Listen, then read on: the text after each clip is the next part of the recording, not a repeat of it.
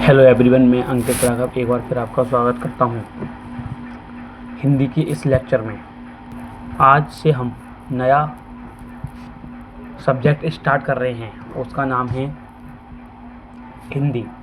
आज हम सबसे पहले वर्णमाला को देखते हैं, जो कि वर्णमाला हमारे लिए एसएससी में तो नहीं बल्कि यूपीएसआई और यूपी पुलिस में इसका काफ़ी बड़ा वेटेज है। इसी के लिहाज से हम सबसे पहले यही चैप्टर देखेंगे। जैसे कि हम देखते हैं वर्णमाला क्या है। वर्णमाला की परिभाषा: वर्णों के सुव्यवस्थित क्रमबद्ध समूह को वर्णमाला कहते हैं। वर्णमाला जो है वर्णों के सुव्यवस्थित क्रमबद्ध समूह को वर्णमाला कहते हैं। यह दो प्रकार की होती है, स्वर तथा व्यंजन। स्वर, अब देखते हैं स्वर। यह स्वतंत्र होते हैं, यह किसी की सहायता से नहीं बनाए जाते। अब हम देखते हैं व्यंजन। यह परितंत्र होते हैं, यह स्वरों की सहायता से बनाए जाते हैं। अब हम देखते हैं स्वरों की संख्या 11 होती है। लेखन के अनुसार स्वरों की संख्या 13 है। मात्रा के अनुसार स्वरों की संख्या 10 है। आ और आ अयोगवाह हैं। आ और आ अयोगवाह होते हैं।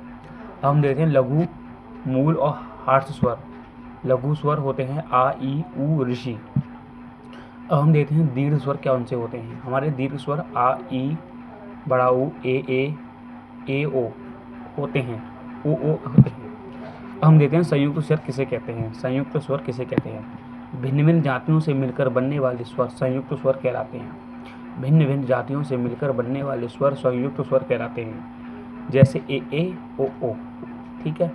हम देखते हैं जीभ के आधार पर स्वरों की संख्या। जीभ के आधार पर स्वरों की संख्या, इसके लिए 3 भागों में बांटते हैं: अग्रस्वर, मध्यस्वर और पश्चस्वर।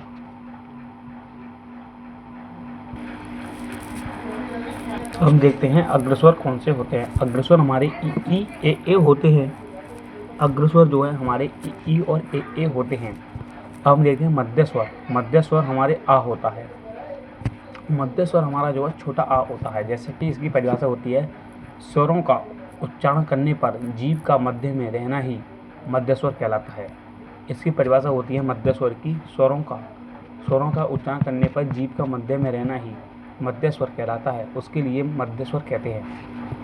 अब हम देखते हैं पश्चस्वर क्या होता है।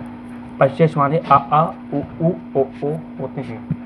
इसकी डेफिनेशन होती है, स्वरों का उच्चारण करने पर जीभ का पीछे जाना ही पश्चस्वर कहलाता है। इसकी परिभाषा होती है, स्वरों का उच्चारण करने पर जीभ का पीछे जाना ही पश्चस्वर कहलाता है।